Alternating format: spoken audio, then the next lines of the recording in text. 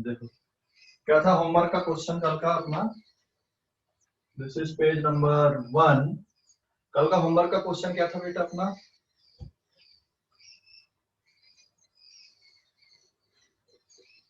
First question क्या था?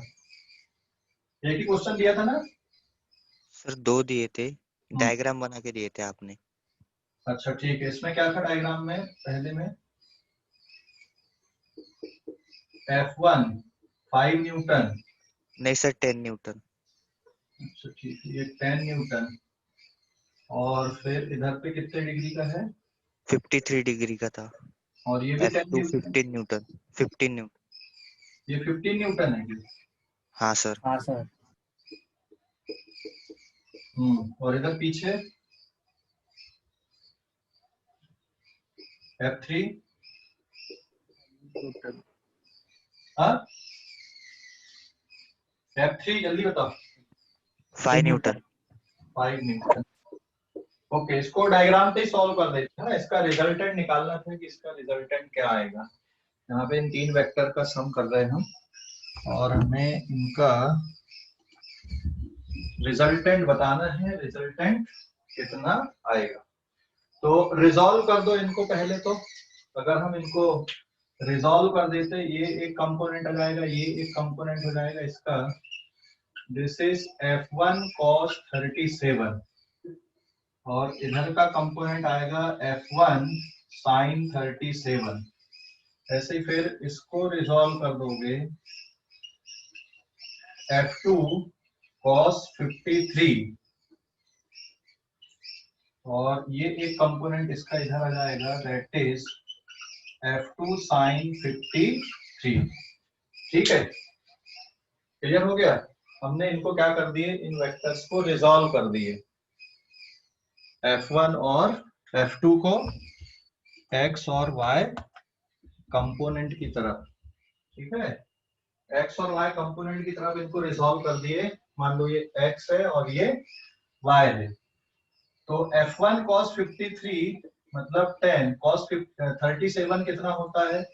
4/5, 5 to the 10 मतलब ये आ गया 8 और ये 10 है तो ये वाली वैल्यू कितनी आएगी आपकी? 6 आएगी। और F2 sin 53 मतलब 15 sin 53 होता 4/5, 5 3 जा 15 मतलब ये वाली वैल्यू रहेगी 12 और ये 15 cos 53 3/5 तो दिस इज 9। हो गया सभी रिजॉल्व। ये 8, ये 6, ये 5 और ये इधर पे 12, फिर इधर पे 9। तो आपके पास में अब अल्टीमेटली ये इस तरह से वेक्टर बच रहे हैं। इधर पे कितना बच रहा है आपके पास में? 6, इधर पे एक है 8, फिर एक है 9, इस साइड पे कितना है 12 और पीछे कितना है 5 न्यूटन। समझ गए ना? बस इतने बचे। क्लियर हो गया कि नहीं? तो अब इनको आपको सॉल्व कर देना है। इनको आपको सॉल्व कर देना, x x डायरेक्शन के अलग ऐड कर दो और y y डायरेक्शन के अलग ऐड कर दो। तो यहाँ पे 8 और 9 17 में से 5 गया, कितना बचेगा? 17 में से 5 गया, कितना बचेगा? 12। तो 12 न्यूटन का किधर पे बच रहा है? यहाँ पे इस साइड पे बचेगा 12 न्यूटन और 6 न्यूटन नीचे की तरफ बचेगा। 12 में से 6 गया 6 न्यूटन। तो जो रिजल्टेंट है बेटा ओवरऑल वो इस तरह से आएगा, this is the net force और इसकी वैल्यू 6 स्क्वायर प्लस 12 स्क्वायर। इसको सॉल्व कर लो और एक्स एक्सिस से एंगल अगर चाहिए आपको तो ये अल्फा डिग्री का एंगल निकाल दो। तो tan alpha equals to perpendicular upon this 6/12 1/2। तो अल्फा की वैल्यू क्या जाएगी यहाँ पर? tan इनवर्स 1/2 अल्फा की वैल्यू और ये नेट फोर्स कितना हो जाएगा? 36 प्लस 144। 36 प्लस 144 कितना हो गया? 180। हाँ, तो √180। तो फाइनली जब नेट फोर्स है वो √180 के बराबर है और ये इस तरह से आपको सॉल्व कर देना। ठीक है, ये डायग्राम पे ही अपन ने सॉल्व कर दिया, हमने कंपोनेंट नहीं लिखे और कंपोनेंट लिखकर भी करते तब भी यही आंसर आता है। ठीक है, कंपोनेंट लिखकर करते तब भी यही आंसर होता है। समझ गए या नहीं? हेलो, हाँ देख लो अभी जल्दी जल्दी।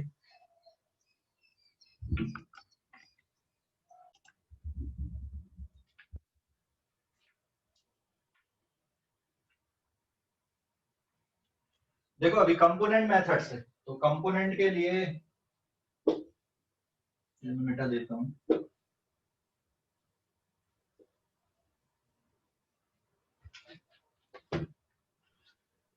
F1 वेक्टर कैसे लिखोगे? F1 के दो कंपोनेंट होगा, एक x ये 8 है और y वाला कितना 6 है, तो 8i प्लस 6j, और F2 वेक्टर कितना हो गया 9i प्लस 12j, और F3 वेक्टर कितना हो गया आपका -5i। ठीक है, तीनों को ऐड कर दो, F1 plus F2 plus F3, तीनों को ऐड करो तो आई इकट्ठे ऐड हो जाएंगे। 9 8 17, 17 में से 5 गया 12, 12 आई, और यहाँ पर एक मिनट, ये -12j आएगा बेटा, ये नीचे की तरफ है तो -12j, तो ये कितना बचेगा -6j। तो net force is equals to 12i minus 6j। तो 12i - 6j अगर ड्रॉ करोगे तो कहां पे बनेगा ये?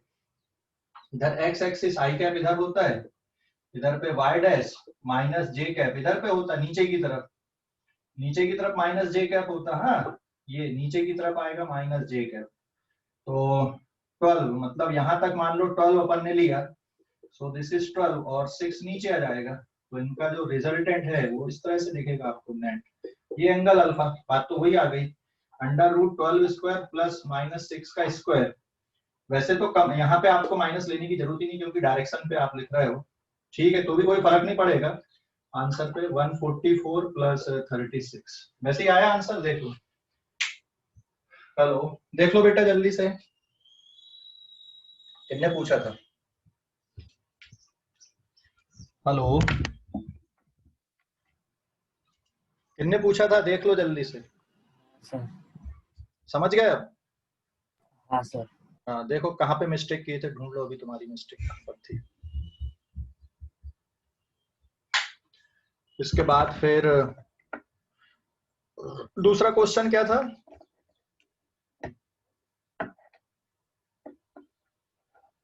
ये मिटा दूं अब मैं? हाँ सर।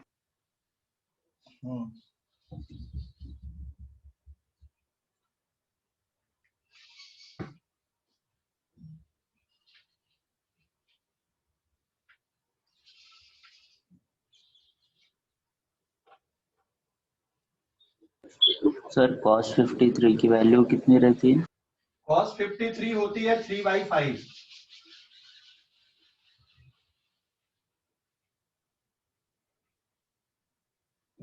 ठीक है, दूसरा क्वेश्चन क्या था बताओ जल्दी से। सेकंड क्वेश्चन सर एंगल था 37 डिग्री का, हाँ, और उस पे वेट रखा था 50 न्यूटन का।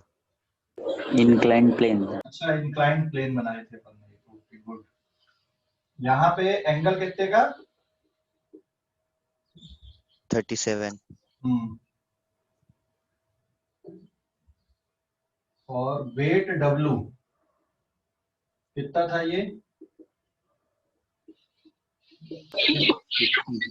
50 न्यूटन है ना, और पीछे एक और फोर्स लग रहा था आपका F, कितने का?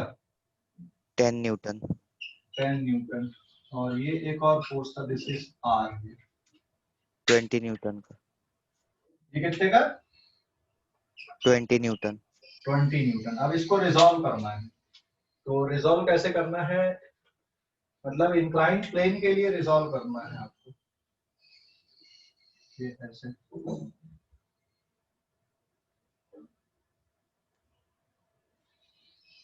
तो ये y एक्सिस और इसको ले लो आप x एक्सिस। ठीक है, अब इनके लिए रिजॉल्व करना है। इस टाइप का एक क्वेश्चन मैंने पहले बताया था आप लोगों को, है ना?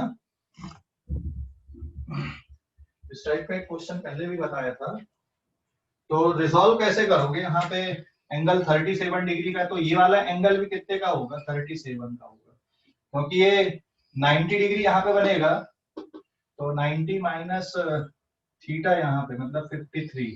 तो अब इसके देखो कंपोनेंट, ये कंपोनेंट आ जाएगा इसका W cos 37 और ये वाला कंपोनेंट हो जाएगा इसका W sin 37 और बाकी को रिजॉल्व करने की जरूरत नहीं है, बाकी तो आपको पूरे परपेंडिकुलर डायरेक्शन पर ही दिख रहे हैं।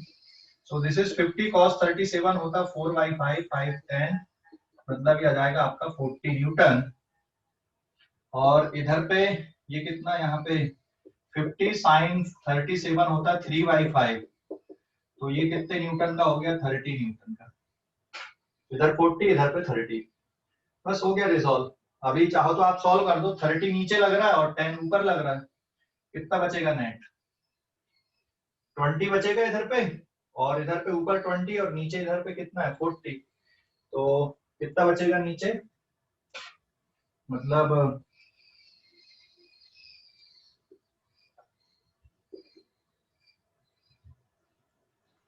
इधर पे x एक्सिस है इधर y है, तो ओवरऑल देखोगे तो नीचे की तरफ यहाँ पे कितना बचेगा 20 न्यूटन, इधर ऊपर 10 है और नीचे 30 है, तो इधर भी कितने का बचेगा 20 न्यूटन का। सो नेट फोर्स ये आ जाएगा यहाँ पे, this is the net force equals to under root, वैसे भी दोनों एक दूसरे के परपेंडिकुलर 20 स्क्वायर प्लस 20 स्क्वायर हो गया। समझ गए कि नहीं, देख लो समझ गए, हेलो समझ गया बेटा? हाँ सर। Yes sir. अच्छा ठीक है, देख लो अभी इसको।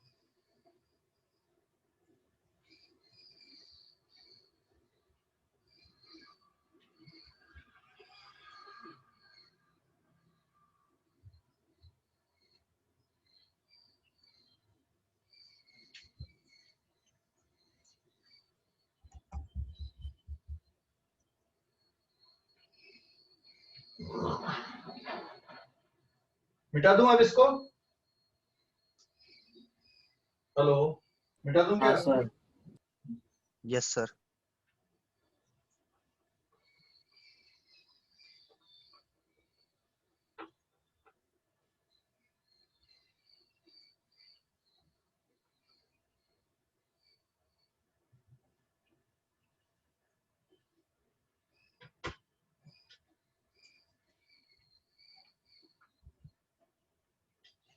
देन पेज नंबर 2 नहीं 3 आएगा अभी ये। चलो आज का देखते हैं अभी अपन, कल अपन ने पूरा कंपोनेंट देखे थे, 3D वाले कंपोनेंट भी देख लिए थे अपन ने, 3D वाले कंपोनेंट है ना। तो आज अपन अब पढ़ने वाले हैं दैट इज पोजीशन वेक्टर किसको बोलते हैं, पोजीशन वेक्टर, ठीक है। पोजीशन वेक्टर किसको बोलते हैं, पोजीशन वेक्टर, हाँ पोजीशन वेक्टर।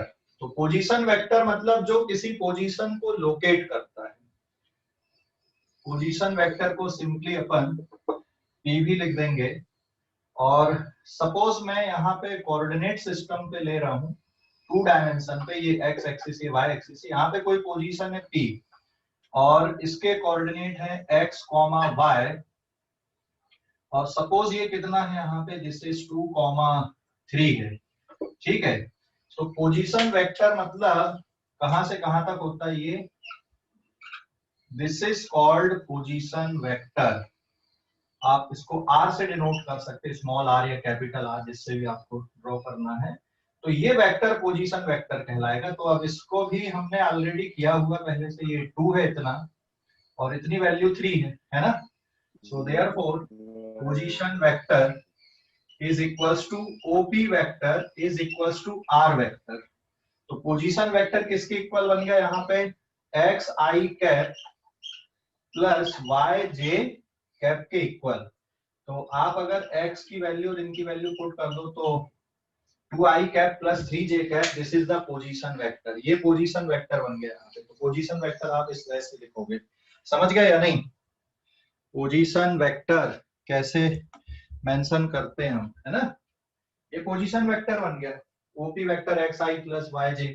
और मान लो यहाँ पे एक्स एक्सिस से इसका अल्फा डिग्री का एंगल है, वाई एक्सिस से बीटा का है, तो tan alpha is equals to perpendicular upon base मतलब y upon x, this is alpha equals to tan inverse y upon x, मतलब j का कोफिशिएंट अपॉन x का कोफिशिएंट, और tan बीटा अगर आपको करना है so this is x y y, so beta is equals to tan inverse x upon y हो जाएगा। और चाहो तो आप साइन के साथ भी लिख सकते हो यहाँ पे, जैसे अभी हमको इसका मैग्नीट्यूड अगर चाहिए कि भाई पोजीशन वेक्टर का मैग्नीट्यूड कितना आएगा, r का मैग्नीट्यूड, तो r का मैग्नीट्यूड मतलब इनके कोफिशिएंट का स्क्वायर सम करो और रूट निकाल दो। जैसे यहाँ पे इस क्वेश्चन में कितना है, ये 2 का स्क्वायर प्लस 3 का square under root 4 plus 9 root 13 आ गया। तो जरूरी नहीं कि tan के फॉर्म पे लिखो, आप एंगल को साइन के फॉर्म पे भी लिख सकते हो। जैसे साइन अल्फा आपको लिखना तो परपेंडिकुलर अपॉन हाइपोटेन्यूज, तो परपेंडिकुलर कितना यहाँ पे 3 और हाइपोटेन्यूज r की वैल्यू कितनी आई है रूट 13। तो साइन के फॉर्म पे भी लिख सकते हो, कॉस के फॉर्म पे भी लिख सकते हो 2 अपॉन रूट 13। तो साइन भी लिख सकते हो, कॉस भी लिख सकते हो, tan के फॉर्म पे भी लिख सकते हो। ऐसा नहीं है कि हमको सिर्फ एंगल किसके फॉर्म पे लिखना होता है, tan के फॉर्म पे लिखना होता है। जो कन्वीनियंट लगे आपको वैसा लिख सकते हैं, डिपेंड करेगा कि क्वेश्चन में कैसा दिया हुआ है। ठीक है, तो पोजीशन वेक्टर 2 डायमेंशन के जो पोजीशन वेक्टर हैं उनको इस तरह से लोकेट करते हैं, और सिमिलर मेथड से 3 डायमेंशन के पोजीशन वेक्टर को भी लोकेट किया जाता है। ठीक है, सिमिलर मेथड से 3 डायमेंशन के भी पोजीशन वेक्टर इसी मेथड से लोकेट करेंगे। ये किसके हो गए, आपके 2 डायमेंशन के हो गए। समझ गए कि नहीं? हेलो, समझ गए बेटा इनको? Yes sir. हाँ, अभी इस पेज का भी स्क्रीनशॉट लोगे आप लोग।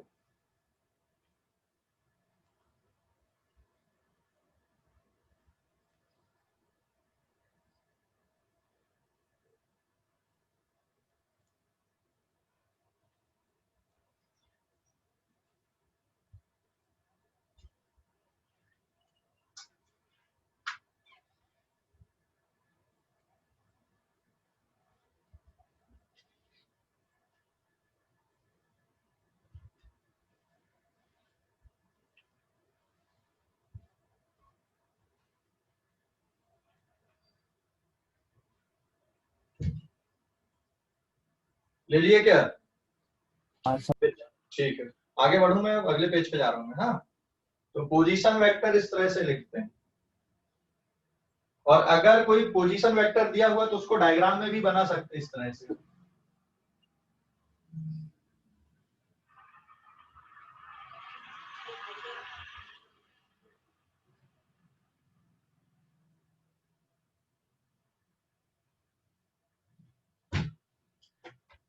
देन पेज नंबर 4 देखो, अभी पेज नंबर 4 पे ये इस तरह से आएगा। पेज नंबर 4 पे फिर से अपन ने क्वेश्चन लिए एक, इसको लोकेट करना है। If position vector is given y 4i cap minus 3j cap, then find the magnitude of position vector and angle of vector r with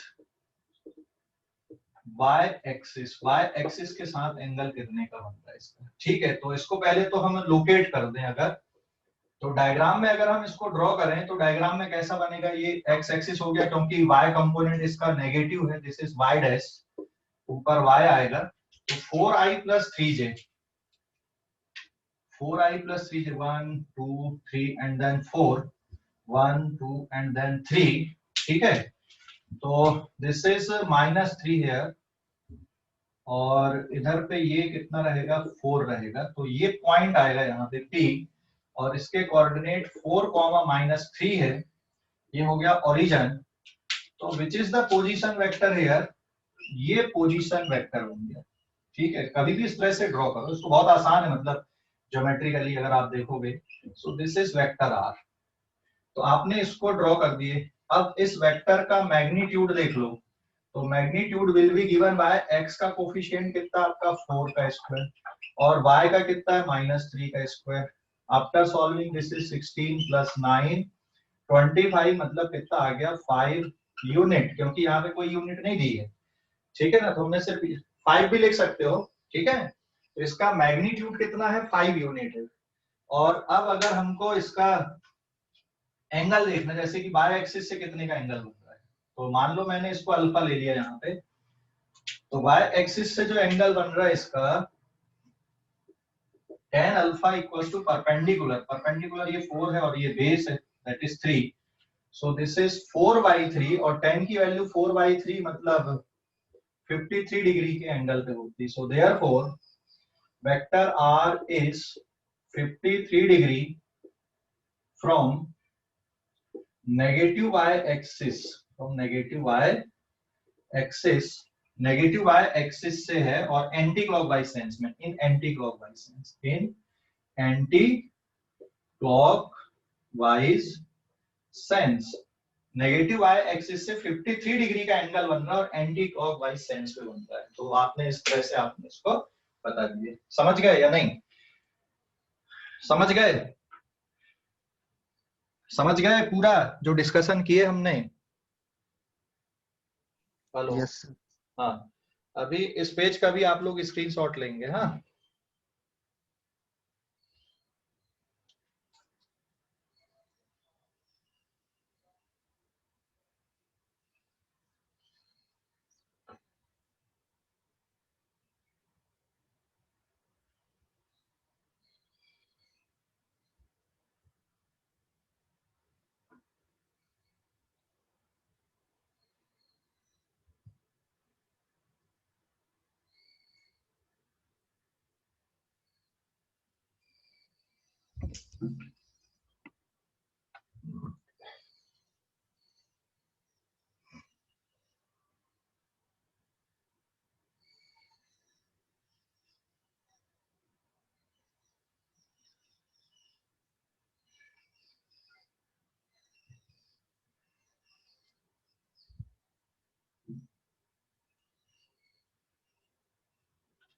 ठीक है, अगले पेज पे जाऊं मैं अब।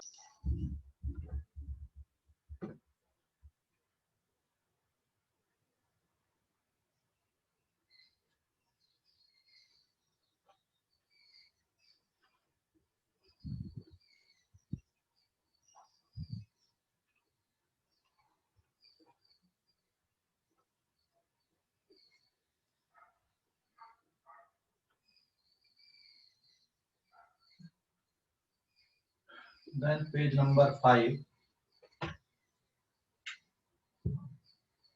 अभी देखो क्वेश्चन ये दिया हुआ है एक, इफ y component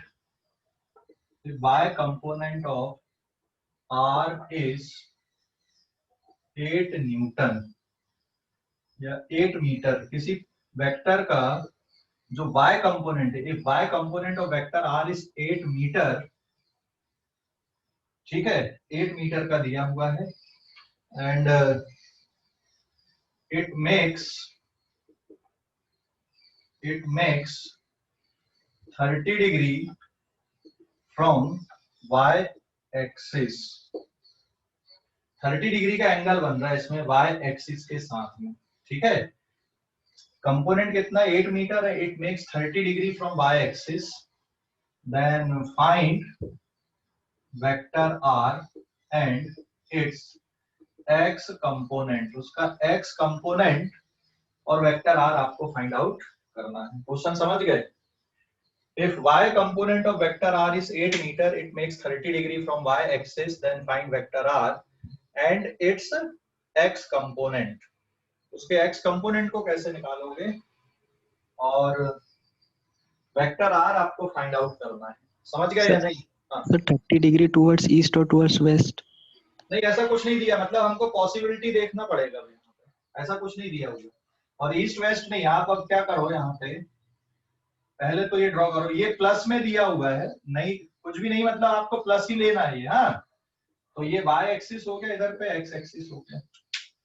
अब ऐसा कोई सेंस नहीं दिया था कि y एक्सिस से क्लॉकवाइज की तरफ 30 डिग्री है, अगर यहाँ लिख दिया it makes 30 degree from y axis in clockwise, तो फिर हमारी कहानी बहुत आसान हो जाती है, क्योंकि ये ये जो कंपोनेंट है y कंपोनेंट, ये 8 मीटर हो गया, और वेक्टर r जो भी बन रहा है, और यहाँ पे 30 डिग्री का एंगल बन रहा है, मतलब आपको कुछ इस तरह से लेना पड़ेगा, दिस इज वेक्टर r, और ये एंगल 30 डिग्री है, क्योंकि क्लॉकवाइज दे दिया तो फिर ये है, और अगर ये नहीं देता क्लॉकवाइज तो 30 डिग्री यहां से इधर भी बन जाता और यहां से इधर भी बन जाता। फिर ये समझ गए कि नहीं? तो दो वेक्टर की पॉसिबिलिटी बन जाती फिर वहां पे। चलो ठीक है, क्वेश्चन हम सिंप्लीफाई कर दिए कि y एक्सिस से क्लॉकवाइज सेंस पे है, तो ये 30 डिग्री हो गया। अब ये कंपोनेंट कौन सा हो जाएगा फिर इसका? x component. तो this is y component and this is x। अभी हमारे पास x की वैल्यू नहीं पता, ये 30 डिग्री है, ये वाली वैल्यू r है। तो क्या आप r निकाल सकते हो? अब इसमें आप सिंपल ट्रिग्नोमेट्री का यूज कर लो। ट्रिग्नोमेट्री का यूज करोगे, ये x आ जाएगा, ये 8 है, तो what is cos 30? cos 30 equals to base upon hypotenuse. तो बेस है y अपॉन हाइपोटेन्यूज हो गया r। cos 30 की वैल्यू होती है √3/2 equals to y divided by r। y की वैल्यू 8/r। तो जब आप इसको सॉल्व कर ले रहे हैं यहाँ पर, तो ये कितना बचेगा? r equals to 8 into 2 divided by √3। So r की वैल्यू आ गया 16/√3, मतलब इसका मैग्नीट्यूड निकल गया 16/√3 r का। अब आपको x कंपोनेंट भी चाहिए, तो x कंपोनेंट आप कैसे निकाल सकते हो? यहाँ पर tan 30 लगा दो, तो tan 30 equals to perpendicular upon base, so this is x upon y। tan 30 होता है आपका 1/√3, x की वैल्यू नहीं पता, ये 8 है, सो x इज 8 अपॉन √3। ये निकाल दिया आपने पूरा, x कंपोनेंट भी निकल गया। What is the x component? 8 upon √3। r का मैग्नीट्यूड निकल गया, r का मैग्नीट्यूड कितना आया? 16 अपॉन √3। अब पूछा क्वेश्चन में कि वेक्टर r को फाइंड आउट करना है, x कंपोनेंट भी निकाल दिए, प्लस है, और अब वेक्टर r को लिखना है। तो वेक्टर r को लिखोगे कैसे?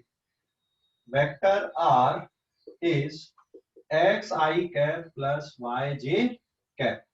सो x किसके बराबर? आपका 8 upon √3 i cap plus 60, sorry, y component कितना था? 8 जे कैप। ये समझ गए या नहीं? 8/√3 आई कैप प्लस 8 जे कैप। क्लियर हो गया? डाउट है कुछ? हेलो, क्लियर हो गया? डाउट है बेटा? क्लियर है सर। क्लियर है सर। ओके, ठीक है। तो इस तरह के भी क्वेश्चन होते हैं ना। सर वो 8 मीटर आर की वैल्यू है? क्या? वो 8 मीटर वाई की वैल्यू है? हाँ, क्वेश्चन में दिया ना, if y component of r is 8 metre, r vector का y कंपोनेंट उतना दिया हुआ है, ठीक है। तो अगर कंपोनेंट और एक एंगल दिया है तो बाकी कैलकुलेशन भी कर सकते हैं हम, ठीक है ना। कंपोनेंट और एंगल दिया है तो बाकी कैलकुलेशन भी कर सकते हैं। समझ गए कि नहीं? सर अगर एंटी क्लॉकवाइज या फिर क्लॉकवाइज नहीं दिया रहता तो हम सेकंड क्वाड्रेंट में भी फॉर्म कर सकते थे ना वो? बिल्कुल बेटा, फिर मतलब आपके जो दो आंसर बन जाते, एक प्लस 8/√3 आता है x, और एक रहता माइनस 8/√3 आता फिर एक, ठीक है। हाँ, तो दोनों बन जाते हैं, ठीक है ना। समझ गए? समझ गया बेटा? कोई डाउट? हेलो, कोई डाउट है? नो सर, समझ गए। समझ गए, ठीक है। तो मैं अगले पेज पे जा रहा हूँ, पेज नंबर 6 पे। सर रुको सर।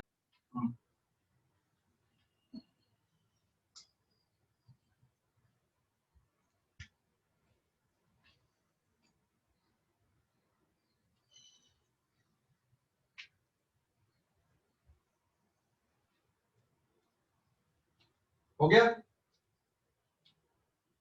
हाँ सर।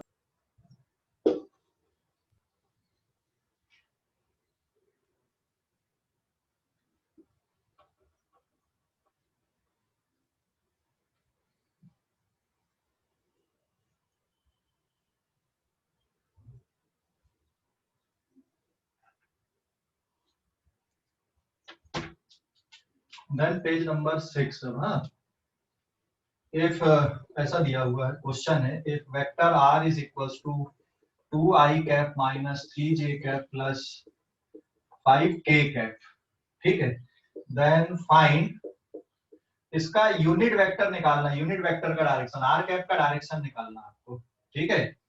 एंड दूसरा आपको, एक मिनट पहले आप इसका मैग्नीट्यूड निकाल लो और फिर आप इसका यूनिट वेक्टर निकालो, और तीसरा एंगल विथ एक्स एक्सिस के साथ कितने का एंगल बन रहा है इसका, ठीक है। तो ये कोई वेक्टर है, 3 डायमेंशन में कोई वेक्टर अपन ने बना दिया, ठीक है ना, 3 कंपोनेंट दिए एक्स वाई और जेड। अब इसका मैग्नीट्यूड कितना आएगा, तो इसके सॉल्यूशन में सबसे पहले what is the magnitude of r, magnitude को सिंपल आर लेटर से लिख देंगे अपन, that is 2 square plus of minus 3 square plus 5 square. So after solving this is 4 plus 9 plus 25, तो ये कितना हो गया बेटा यहाँ पे √38, ठीक है। अब क्या निकालना है, इसका यूनिट वेक्टर निकालना है। तो दूसरा जो पार्ट है यूनिट वेक्टर की definition, vector divided by magnitude of that vector, vector को उसके मैग्नीट्यूड से डिवाइड कर दो तो यूनिट वेक्टर निकल जाता है। तो ये है 2i cap minus 3j cap plus 5k cap divided by magnitude is √38। तो चाहो तो इसको अलग अलग लिख सकते हो आप, ठीक है, चाहो तो अलग अलग लिख सकते हो, that is 2 upon √38 i cap minus 3 upon √38 j cap plus 5 upon √38 k cap. और तीसरा क्या निकालना था आपको, x एक्सिस के साथ एंगल। तो तुम्हें याद है मैंने लिखवाया था cos alpha equals to x component divided by magnitude of r। So what is the x component here? X component is 2 upon √38. This implies that alpha is equals to cos inverse 2 upon √38। ये angle आ गया इसका x axis के साथ में, ठीक है, देख लो ये एंगल बन गया इसका x एक्सिस के साथ में। क्लियर हो गया कि नहीं, ये एंगल बन गया इसका x एक्सिस के साथ में, देख लो अभी इनको। और y एक्सिस के साथ निकालते तो cos y equals to y component, तो -3 के साथ में बनता फिर वो। अरे समझ गए या नहीं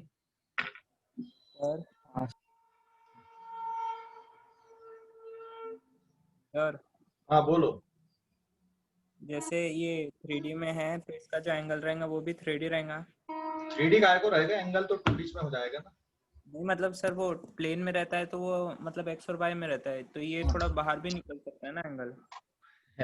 उसको 3D में ही इमेजिन करना पड़ेगा, ऐसे इमेजिन नहीं करते। बट एंगल यहाँ पे प्लेन एंगल की बात कर रहे हैं हम, 3D एंगल की बात नहीं कर रहे हैं यहाँ पे, ठीक है, प्लेन एंगल की ही बात कर रहे हैं। जैसे देख लुक एट हियर, कहाँ पे बताऊं, जैसे यहाँ पे आपको दिख रहा है ना ये, ठीक है, देख ये 2 एक्सिस में यहाँ पे ड्रॉ कर देता हूँ ऐसे, ये 2 तो अपन व्हाइट बोर्ड में ड्रॉ कर दिए x और y, है ना, और z एक्सिस ऐसा कुछ आ जाएगा आपका, ये ऐसा रहेगा ना बाहर, हाँ या ना। हाँ सर। तो मान ले ये वाला भी प्लस रहता है, तो ये +x ये +y और ये +z है, तो यहाँ पर का जो क्वाड्रेंट होता है ये पॉजिटिव वाला रहता है।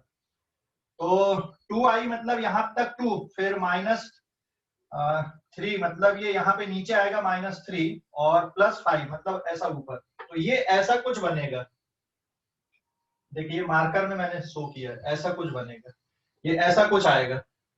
तो यहाँ पे x एक्सिस के साथ ये एंगल है, so this is plane angle, not the solid angle, plane angle ही बनेगा, ठीक है। हेलो, अरे समझ गए कि नहीं? लेकिन सर अगर वो नीचे थोड़ा टिल्ट आया रहता तो क्या, नीचे अगर थोड़ा झुका हुआ आया रहता तो? कैसा भी झुका रहे ना भाई, देख अगर ये ऐसा दिख रहा है तेरे को तो ये भी तो प्लेन एंगल दिख रहा है ना, और अगर ऐसा तो दिख रहा है तो यहाँ से ये भी तो प्लेन एंगल दिख रहा है, ऐसा दिख रहा है तब भी तो प्लेन ही एंगल दिख रहा है ना, सॉलिड एंगल थोड़ी दिख रहा है, ठीक है।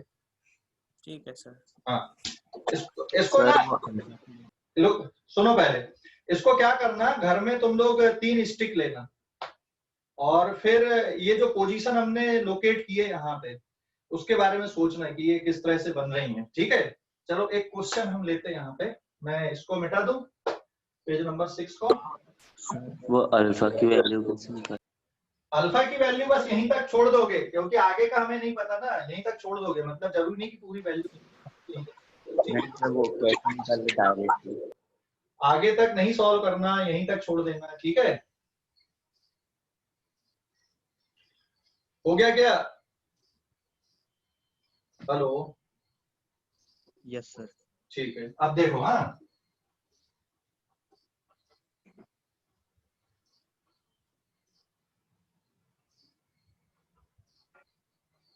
देखो ये जो पोजीशन वेक्टर होते हैं, बेसिकली पोजीशन वेक्टर, हाँ, पेज नंबर 7 हम बात कर रहे थे पोजीशन वेक्टर। एक एग्जांपल मैंने लिया यहाँ पे। सपोज आप घर के एक कॉर्नर पे खड़े हो, मतलब दीवार के पास जो कॉर्नर होता है, आप वहां पे खड़े हो। तो ये हमने एक रूम इमेजिन कर लिया। Suppose this is any room, ये एक रूम है, और आप इस साइड को आपने एक्स एक्सिस दे दिया, ऊपर का डायरेक्शन जेड एक्सिस है, और ये वाई एक्सिस, ये ओरिजिन है। आप यहाँ पे खड़े हो, और यहाँ पर खड़े होकर आप क्या कर रहे हो, किसको ऑब्जर्व कर रहे हो? एक फैन को ऑब्जर्व कर रहे हो, मान लो, ठीक है, घर में जो फैन लगा है उसको आप ऑब्जर्व कर रहे हो। तो ये ओरिजिन हो गया। Now position of fan is suppose यहाँ पे ये एक्स डायरेक्शन है, दिस इज 4 फीट, या इसको कितना ले लू मैं, 2 metre along plus x axis and 3 meter along plus y axis and z axis की तरफ कितना है, 5 मीटर along plus z एक्सिस। हालांकि ये फिजिबल नहीं है, मतलब मैंने इस तरह से लिख दिया। जेड एक्सिस मतलब अप डायरेक्शन, ये vertical up direction, vertical direction. ये एक्स और वाई कहाँ पे, हॉरिजॉन्टल पे है। तो आपको इसका पोजीशन, हाँ, आपको इसकी पोजीशन चाहिए यहाँ पे। तो इसका पोजीशन आपको ड्रॉ करना है। तो पोजीशन कैसे ड्रॉ करोगे भाई? तीनों क्वाड्रेंट आप बनाओगे पहले। तो ये हो गया आपका जेड एक्सिस, मतलब अगर आप 3D पे आप पूरा इमेजिन कर रहे हो, दोनों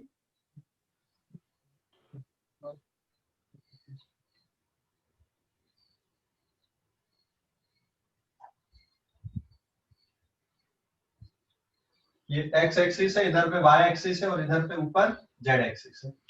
तो आपको ये पोजीशन लोकेट करना, तो ये पोजीशन आपको 3D में लोकेट करना है। तो माइक म्यूट करो भाई। आपको एक्स एक्सिस में कितना चलना है यहाँ पे, ओरिजिन से 2 मीटर। तो यहाँ पे कितना जाएगा, 2 मीटर आ गया, एक पॉइंट आपका। फिर आपको वाई एक्सिस की तरफ आना है। एक्स एक्सिस से 2 मीटर चलने के बाद आपको वाई एक्सिस की तरफ कितना चलना आपको, 3 मीटर चलना। So this is 1 2 and then 3। तो यहाँ पर आपको 3 मीटर चल के ये आना है। तो this is 2 metre plus this is 3 metre, और उसके बाद आपको 5 मीटर ऊपर जाना है फिर से। तो यहाँ से अब आप 5 मीटर और ऊपर जाओगे, तो ये यहाँ कहीं पे आ गए आप finally. So this point is 2, 3, 5। तो ये हो गया x, ये हो गया y, और ये इधर पे कितना हो गया z। So which is the position vector here? अगर आप पोजीशन वेक्टर की बात कर रहे हैं इस फैन की, तो ये ओरिजिन से ये इसका पोजीशन वेक्टर है। और ये पोजीशन वेक्टर r किसके सम के बराबर है, x i cap plus y j cap plus Z के cap. So this is 2i plus 3j plus 5k। और इसका मैग्नीट्यूड अगर आप निकाल ले रहे हो, माइक म्यूट करो यार, किसका माइक ऑन है? बाकी बच्चों को डिस्टर्ब होता है ना उससे, स्क्रीन ब्लैक हो जाती है।